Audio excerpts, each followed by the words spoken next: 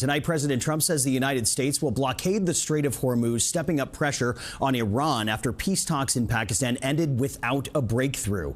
The waterway is a critical trade route and the shipment of 1/5 of the world's oil supply. And this weekend, U.S. warships crossed the strait for the first time since the war began to begin clearing Iranian mines. Tonight, a new CBS poll shows President Trump taking a hit. 64% of Americans now disapprove of his handling of the situation in Iran, and even more, 66% say the Trump administration has not clearly explained U.S. goals. And we begin tonight with CBS's Imtiaz Tyab in Islamabad. Imtiaz, good evening to you.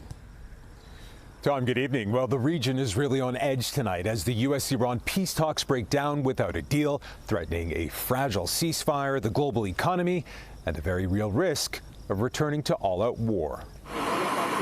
As Vice President J.D. Vance arrived in Islamabad, there was a real sense of optimism here. Special envoys Steve Witkoff and the president's son-in-law Jared Kushner also joined. They arrived just hours after the Iranian delegation, led by the Speaker of Parliament Mohammad Bagher Ghalibaf and Foreign Minister Abbas Araghchi. The Pakistani hosts, who helped broker the fragile 2-week ceasefire so these talks could happen, had gathered the world's media at a convention center close to the luxury hotel where the negotiations were held, to cover what would become the highest-level face-to-face meetings between top American and Iranian political leaders since the 1979 revolution. And after 21 hours of marathon talks, Vice President Vance emerged at 6 a.m. local time and said this. We've had a number of substantive discussions with the Iranians. That's the good news. The bad news is that we have not reached an agreement, and I think that's bad news for Iran much more than it's bad news for the United States of America.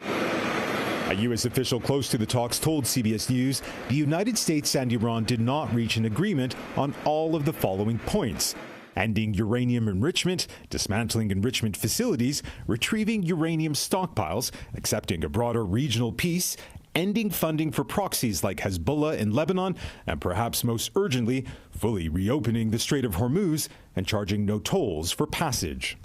Major issues which throw into question whether the shaky ceasefire would hold until the April 22nd deadline, if further talks would be held, and whether U.S. forces would return to direct combat.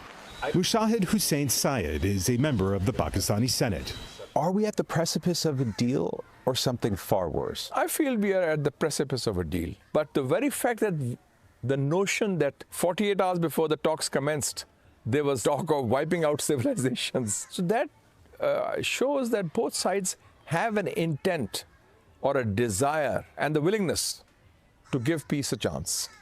And tonight, Pakistani leaders said it was, quote, imperative the U.S. and Iran uphold the ceasefire agreement and that it would also try to host further talks in the coming days, Tom. And as 2 U.S. warships passed through the Strait of Hormuz for the first time since the war began as part of attempts to clear it of mines. All right, Imtiaz Tyab with the updates out of the Middle East. Imtiaz, thank you.